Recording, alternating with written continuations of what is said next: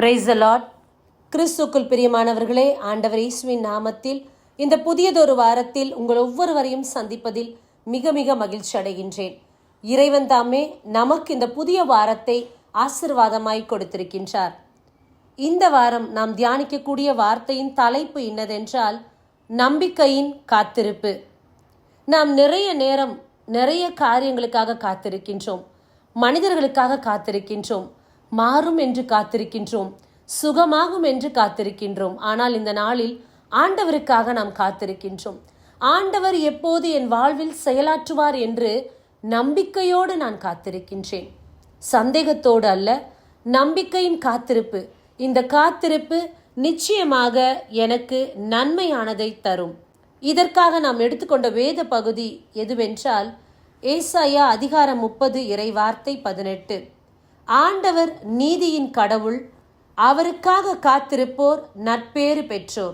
இந்த வசனம் நமக்கு சொல்லக்கூடிய கருத்து, ஆண்டவர் உண்மையிலேயே நீதி உள்ளவராக, நியாயம் செய்கிறவராக இருக்கின்றார். இந்த நாளில் நாம் அவருக்காக காத்திருக்கும் காத்திருப்பு நிச்சயமாக நமக்கு நல்ல பலனை கொடுக்கும். அதே போல் நற்பேறு பெற்றோர் என்றால் நாம் எல்லோருமே பாக்கியவான்களாக இருக்கின்றோம். ஆண்டவருக்காக வைராக்கியத்தோடு உறுதியான நம்பிக்கையோடு நான் காத்திருக்கின்றேன்.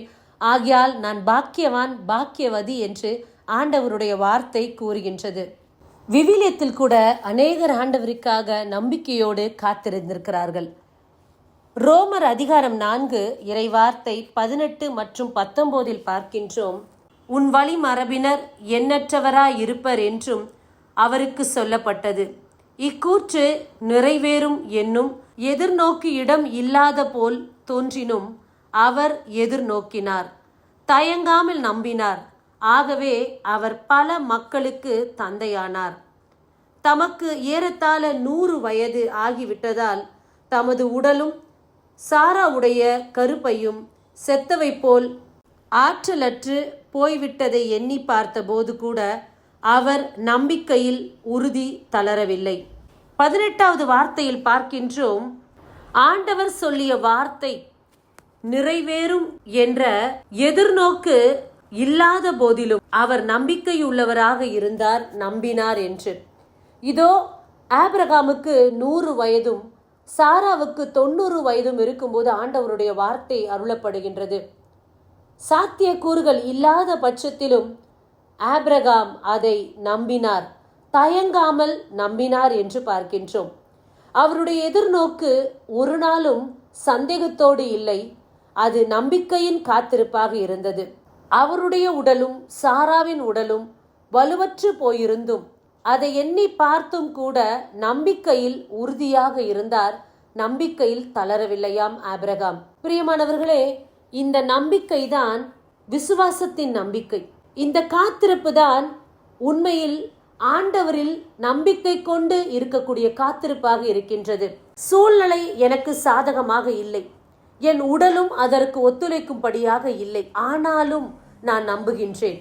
உனக்கு ஒரு குழந்தை பாக்கியத்தை கொடுப்பேன் என்று ஆண்டவர் சொல்லின வார்த்தையை நிச்சயித்த வண்ணமாய் ஆபிரகாம் நம்பினார். நம்புவதற்கு சாத்தியக்கூறுகள் ஒன்றுமே இல்லாத போதிலும் ஆபிரகாம் அதை தயங்காது நம்பினார். எல்லா சூழ்நிலைகளும் சாதகமாய் இருக்கும்போது நான் ஆண்டவரை நம்புவதை விட, சாத்தியக்கூறுகள் இல்லாத போது, எதிர்மறையான சூழ்நிலைகள் இருக்கும்போது, மனிதர்கள் எனக்கு எதிராக செயல்படும் போது, அந்த தருணத்தில் நான் ஆண்டவரிடத்தில் நம்பிக்கையில் காத்திருப்பு தான் இறைவனுக்கு பிரியமான காத்திருப்பு. இந்த காத்திருப்பின் காலத்தில் நிச்சயமாகவே நமக்கு நிறைய மனசோர்வுகள் இருக்கும். ஆனால் அதை நாம் பொருட்படுத்தாதபடி நம்பிக்கையோடு இருக்க வேண்டும். உங்கள் குறைபாட்டை நீங்கள் எண்ணக்கூடாது. என்னிடம் இது இல்லை, எனக்கு இது வராது, இது என்னால் செயல்படுத்த முடியாது என்று நீங்களே உங்கள் குறைபாட்டை மிகைப்படுத்தி பார்க்க வேண்டாம். ஏனென்றால் நமக்கு முடியாது, ஆனால் தேவனால் எல்லாம் கூடும்.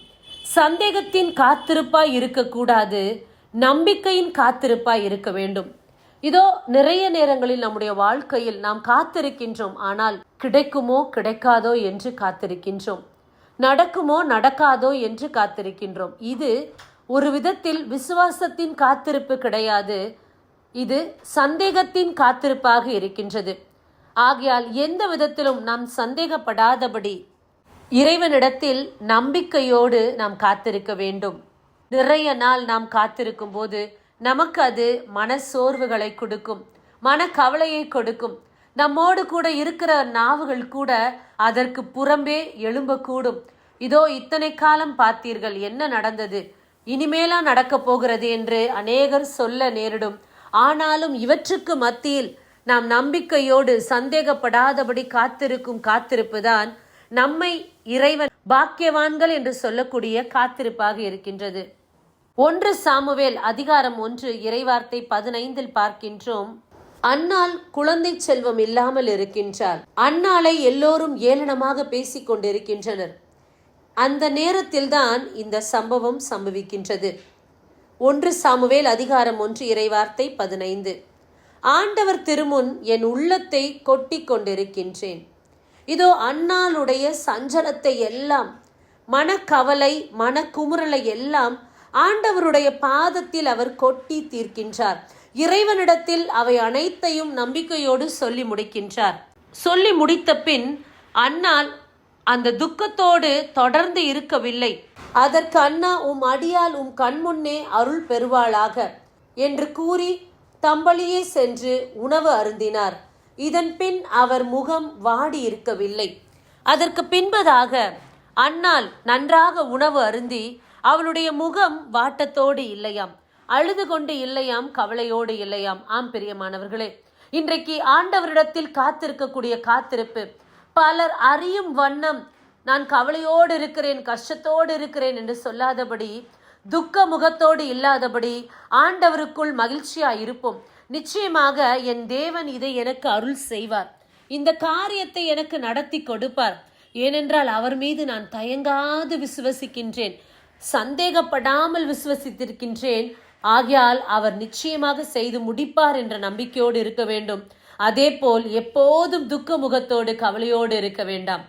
நம்முடைய அன்றாட பணிகளை சந்தோஷமாய் செய்துவிட்டு ஆண்டவர் சமூகத்தில் நாம் காத்திருக்கும் காத்திருப்பு, அந்த விசுவாசத்தின் காத்திருப்பு தான் இந்த நாள் நமக்கு நற்கிரியையும் நல்ல பலனையும் கொடுக்க போகின்றது. பிரியமானவர்களே, நம்முடைய காத்திருப்பின் காலம் நீடிக்கலாம், தாமதிக்கலாம், சில நேரம் உடனே கூட கிடைத்து விடலாம். ஆனால் காத்திருப்பு என்பது நிச்சயித்த வண்ணமாய் நம்பிக்கையின் காத்திருப்பாக இருக்க வேண்டும்.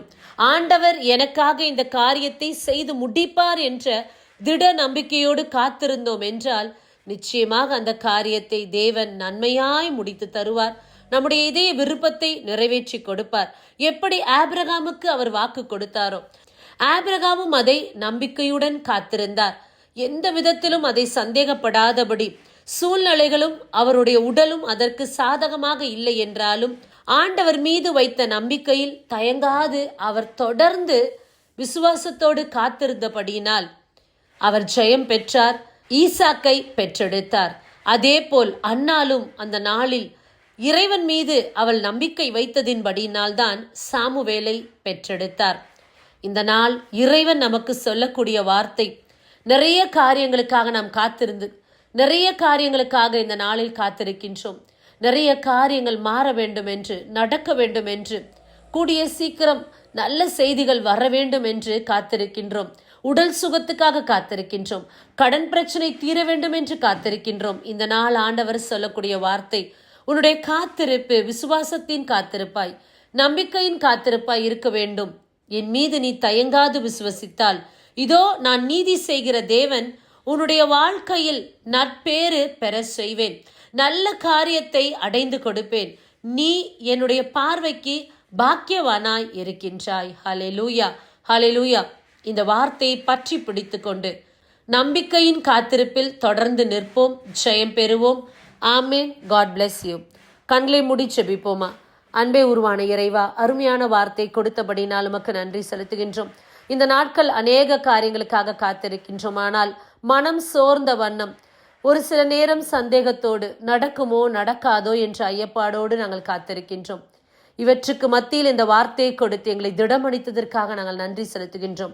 இதோ இந்த செய்தியை கேட்டுக்கொண்டிருக்கின்ற ஒவ்வொரு சகோதரனுக்கும் சகோதரிக்கும் ஆண்டவர் நீர் அப்பா அவர்களுடைய காத்திருப்பின் காலத்தின்படியே இந்த நாட்களில் அதை நிறைவேற்றி கொடுப்பீராக. இதோ அவர்களுடைய காத்திருப்பு நம்பிக்கையின் காத்திருப்பாய் இருக்கின்றது. அதற்கு நீர் தகுந்த சன்மானம் கொடுப்பீர் என்று இந்த ஜெபங்களை இயேசு கிறிஸ்துவின் நாமத்தில் நாங்கள் ஏறெடுக்கிறோம். உயிருள்ள தகப்பனே, ஆமேன், ஆமேன். God bless you. காத்திருப்பேன் காத்திருப்பேன் அற்புதங்கள் பெறும் வரை காத்திருப்பேன் காத்திருப்பேன் காத்திருப்பேன் அற்புதங்கள் பெறும் வரை காத்திருப்பேன்.